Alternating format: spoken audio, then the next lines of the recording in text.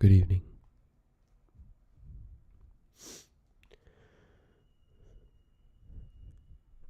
Tonight we are continuing to read more Edgar Allen Poe as part of OcPOEber.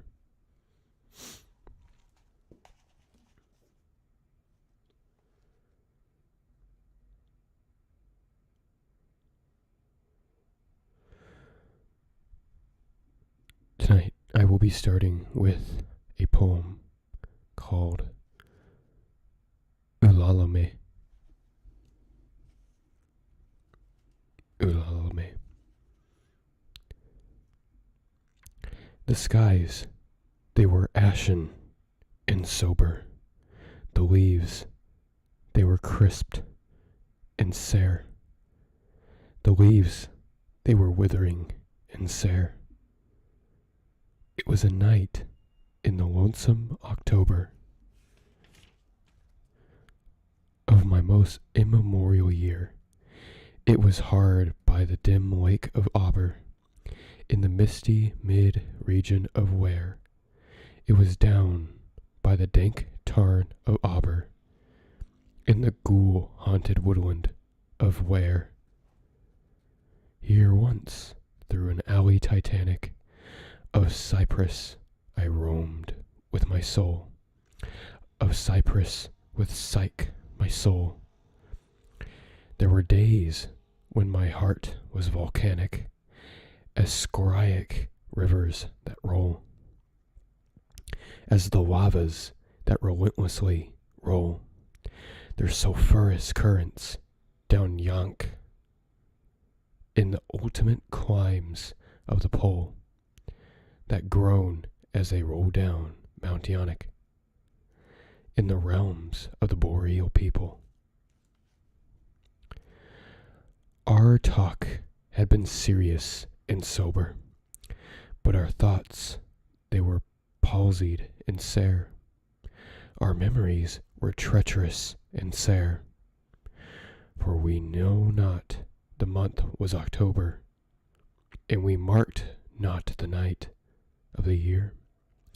Ah, night of all nights in the year, we noted not the dim lake of Auber, though once we had a journey down here, remembered not the dank tarn of Auber, nor the ghoul-haunted woodland of Ware. And now, as the night was senescent, and star dials pointed to morn, as the star dials hinted of morn, at the end of our path, a liquescent and nebulous luster was born, out of which a miraculous crescent arose with a duplicate horn, a star's bediamonded crescent, distinct with its duplicate horn. And I said, she is warmer than Dion. She rolls through an ether of sighs. She revels in a region of sighs. She has seen that the tears are not dry on these cheeks where the worm never dies, and has come past the stars of the lion to point us the path to the skies, to the lantern piece of the skies, come up in despite of the lion to shine on us with her bright eyes. Come up through the lair of the lion with love in her luminous eyes. But Psyche, uplifting her finger, said, sadly, this star I mistrust, her pallor I strangely mistrust. Oh, hasten, oh, let us not linger. Oh, fly, let us fly, for we must. In terror she spoke, letting sink her wings until they trailed in the dust. In agony sobbed, letting sink her plumes, till they trailed in the dust, till they sorrowfully trailed in the dust. I replied, "This is nothing but dreaming. Let us on by this tremulous light. Let us bathe in this crystalline light. It is Sibylic splendor. It is beaming with hope and in beauty tonight. See, it flickers up the sky through the night. Ah, we safely may trust to its gleaming, and be sure it will lead us aright. We safely may trust to a gleaming that cannot but guide us aright, since it flickers up to heaven through the night." Thus I pacified Psyche and kissed her, and tempted her out of her gloom, and conquered her scruples and gloom, and we passed to the end of the vista, but were stopped by the door of a tomb, by the door of the legend tomb. And I said, "What is written, sweet sister, on the door of this legend tomb?" She replied, "Ulalame, Ulalame, 'tis the vault of thy lost Ulalame." Then my heart, it grew ashen and sober, as the leaves that were crisped and sere, as the leaves that were withering and sere. And I cried, it was surely October, on this very night of last year, that I journeyed down here, that I brought a dread burden down here. On this night of all nights in the year, ah, what demon has tempted me here? Well, I know now this dim lake of Auber, this misty mid-region of where. Well, I now know this dank tarn of Auber, this ghoul-haunted woodland of where.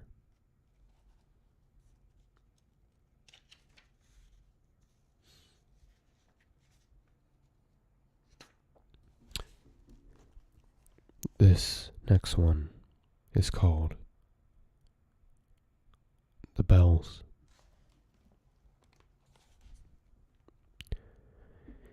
Here the sledges with the bells, silver bells.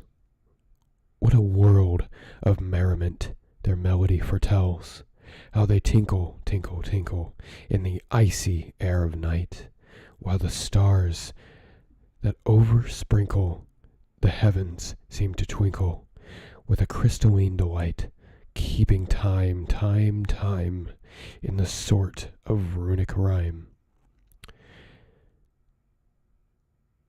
The titubulation that so musically wells from the bells, bells, bells, bells, bells, bells, bells, from the jingling and tinkling of the bells.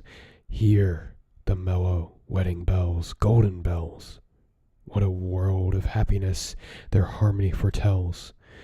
Through the balmy air of night, how they ring out in their delight, from the molten golden notes, and all in tune with a liquidy ditty floats. To the turtle dove that listens while she gloats on the moon. Oh, from the sounding cells, what a gush of euphony voluminously wells. How it swells, how it dwells on the future, how it tells of the rapture that impels. To the swinging and the ringing of the bells, bells, bells of the bells, bells, bells, bells, bells, bells. To the rhyming and the chiming of the bells, hear the loud alarum bells, brazen bells. What a tale of terror now their turbulency tells. In the startled ear of the night, how they scream out of fright, too much horrified to speak. They can only shriek out of tune, in the clamorous appealing to the mercy of the fire, in a mad expostulation with the deaf and frantic fire, leaping higher, higher, higher, with a desperate desire and a resolute endeavor. Now to sit or never, by the side of the pale-faced moon. Oh, the bells, bells. What a tale of terror tells of despair. How they clang and clash and roar. What horror they outpour on the bosom of the palpitating air. Yet the ear, it fully knows, by the twanging and the clanging, how the danger ebbs and flows, yet the ear distinctly tells in the jangling, in the wrangling, how the danger sinks and swells by the sinking or the swelling in the anger of the bells, in the clamor and the clangor of the bells. Hear the tolling of the bells, iron bells. What a world of solemn thought their melody compels. In the silence of the night, how we shiver with affright at the melancholy menace of their tone, for every sound that floats from the rust within their throats is a groan. In the people, the people, that they dwell upon the steeple all alone, and who tolling, in that muffled monotone, feel a glory in so rolling. On the human heart a stone. They are neither man nor woman, they are neither brute nor human. They are ghouls, and their king it is who tolls, and he rolls and rolls and rolls. A paean from the bells, and he is merry, his bosom swells, and with the paean of the bells, and he dances and he yells, keeping time, in a sort of runic rhyme, to the paean of the bells keeping time, in a sort of runic rhyme, to the throbbing of the bells, to the sobbing of the bells, keeping time, as he knells in a happy runic rhyme, to the rolling of the bells, to the tolling of the bells, to the moaning and groaning of the bells.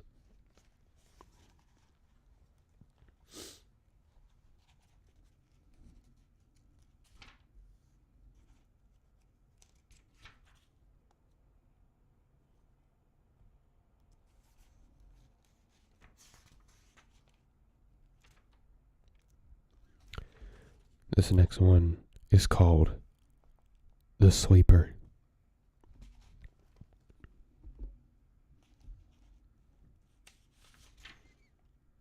Sorry, just one moment. At midnight in the month of June, I stand beneath the mystic moon. An opiate vapor, dewy dim, exhales from out her golden rim, and softly dripping drop by drop upon the quiet mountain top, steals drowsily and musically into the universal valley. The rosemary nods upon the grave, the lily lolls upon the wave, wrapping the fog about its breast. The ruin moulders into rest, looking like Lethe sea, the lake, a conscious slumber seems to take, and would not for the world awake. All beauty sleeps, and lo, where lies her casement open to the skies, Irene with her destinies. Oh, lady bright, can it be right, this window open to the night? The wanton airs from the treetop laughingly through the lattice strop. the bodiless airs a wizard rout flit through thy chamber in and out, and wave this curtain canopy so fitfully, so carefully, above the closed and fringed lid, 'neath which thy slumbering soul lies hid.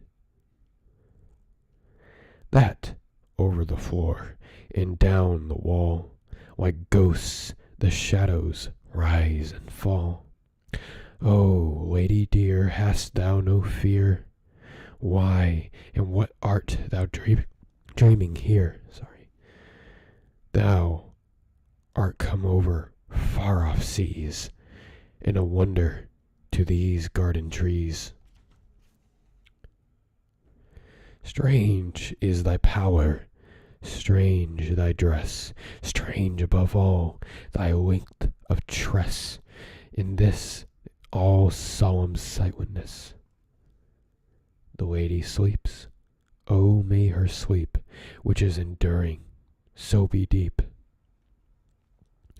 Heaven have her in its sacred keep, this chamber changed for one more holy, this bed for one more melancholy. I pray to God that she may lie forever with unopened eye, while the dim-sheeted ghosts go by. My love, she sleeps. Oh, may her sleep, as it is lasting, be deep. Soft may the worms about her creep, far in the forest dim and old. For her may some tall vault unfold, some vault that oft hath flung its black and winged panels fluttering back, triumphant over the crested palls of her grand family funerals. Some sepulchre remote, alone, against whose portal she hath thrown in childhood many an idle stone. Some tomb from out whose sounding door she never shall force an echo more. Thrilling to think, poor child of sin, it was dead who groaned within.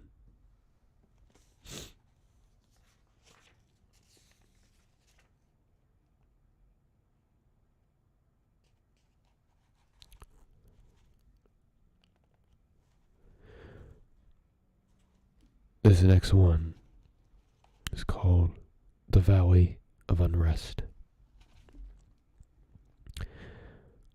Once it smiled, a silent dell, where the people did not dwell. They had gone unto the wars, trusting the mild-eyed stars, nightly from their azure towers, to keep watch above the flowers, in the midst of which all day the red sunlight lazily lay. Now each visitor shall confess the sad valley's restlessness. Nothing there is motionless, nothing save the airs that brood over the magic solitude. Ah, by no wind are stirred those trees that palpitate like the chill seats around the misty Hebrides. Ah, by no wind those clouds are driven that rustle through the unquiet heaven uneasily from morn till even, from the violets there that lie in a myriad types of the human eye over the lilies there that wave and weep above a nameless grave.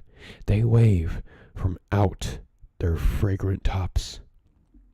Eternal dews come down in drops. They weep from off their delicate stems.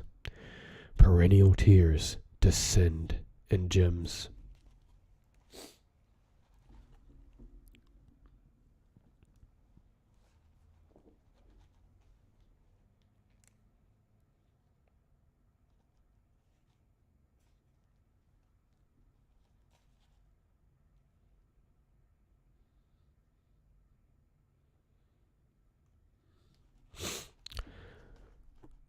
This next one is called The City in the Sea.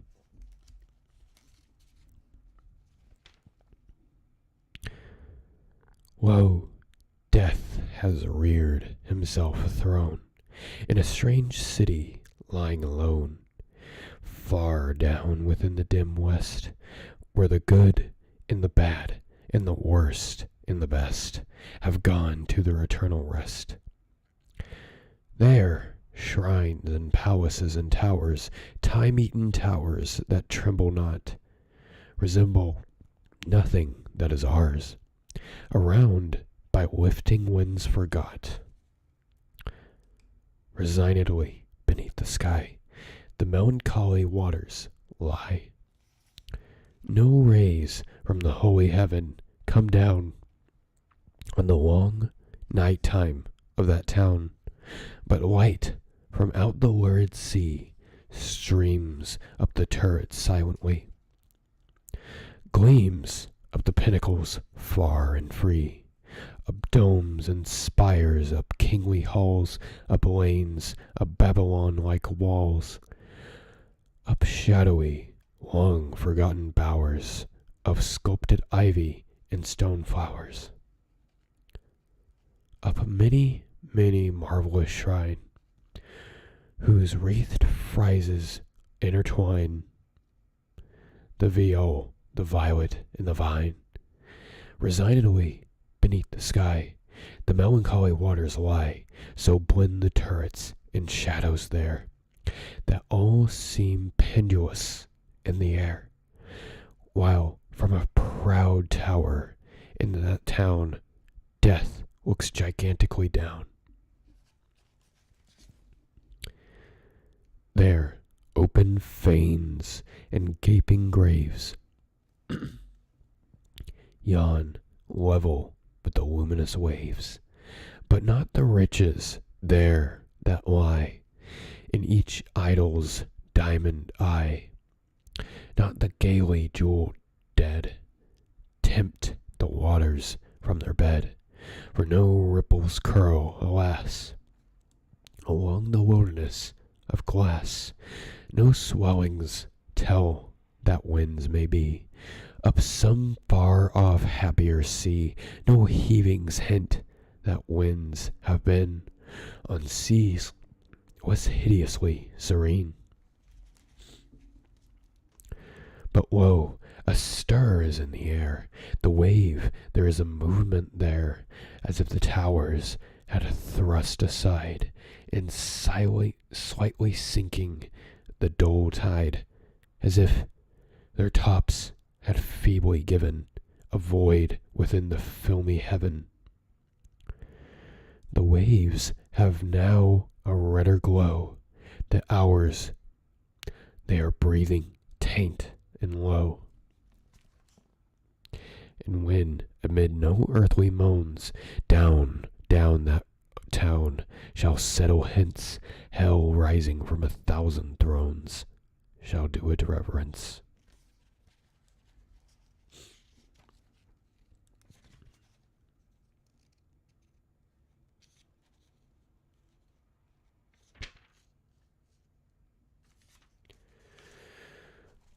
I've got a few more in me. Just a few. This one is called Silence. There are some qualities, some incorporate things that have a double life, which thus is made a type of that twin entity which springs from matter and light, evinced and solid in shade. There is a twofold silence, sea and shore. Body and soul, one dwells in lonely places, newly with grass overgrown. Some solemn graces, some human memories in tearful lore, render him terrorless, his name no more. He is the corporate silence, dread him not. No power hath he of evil himself, but should some urgent fate, untimely lot, bring thee and meet his shadow, nameless elf that haunteth the lone regions, where hath trod no foot of man, condemned thyself to God.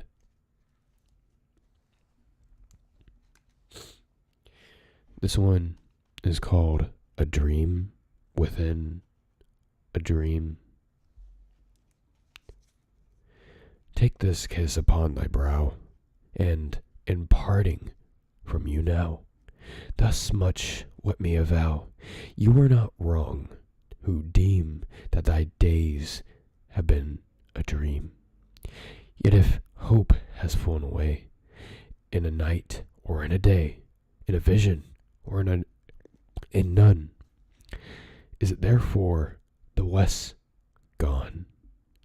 All that we have seen or seem is but a dream within a dream.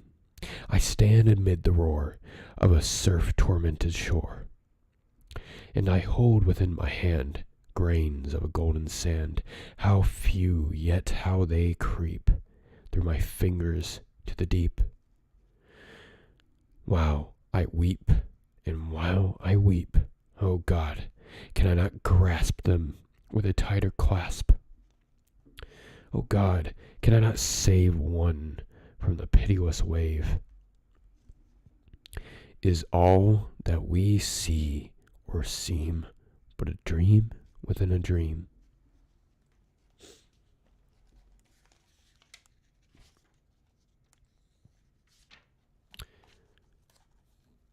I have one more poem tonight.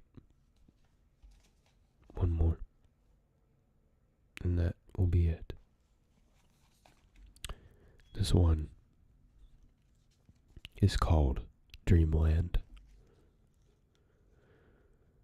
By a route obscure and lonely, haunted by ill angels only, where an Eidolon named Night on a black throne reigns upright, I have reached these lands, but newly from an ultimate dim Thule, from a wild, weird clime that lieth sublime, out of space and out of time, bottomless vales and boundless floods, and chasms and caves and titan woods, with forms that no man can discover, for the dews that drip all over, mountains toppling evermore into the seas without a shore, seas that restlessly aspire, surging into the skies of fire, lakes that endlessly outspread their lone waters, lone and dead, their still waters, still and chilly with the snows of lolling lily. By the lakes that thus outspread their lone waters, lone and dead, their sad waters, sad and chilly, with the snows of the lolling lily. By the mountains near the river, murmuring lowly, murmuring ever, by the grey woods, by the swamp where the toad and the newt encamp, by the dismal tarns in pools where dwell the ghouls, by each spot the most unholy, in each nook most melancholy. There's a traveler meets aghast, sheeted memories of the past, shrouded forms that start and sigh as they pass the wanderer by, white-robed forms of friends long given in agony to the earth and heaven. For the heart whose woes are legion, 'tis 'Tis a peaceful, soothing region for the spirit that walks in shadow.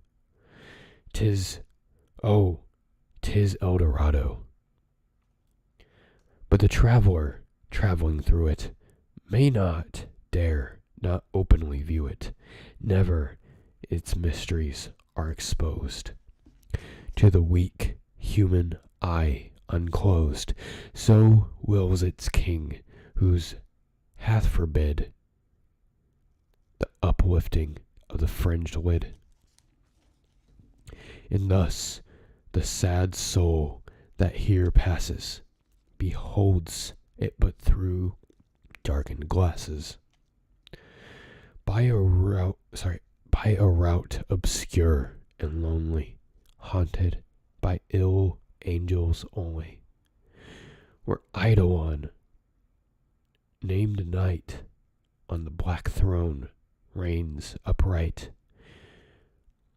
I have wandered home but newly from this ultimate dim Thule.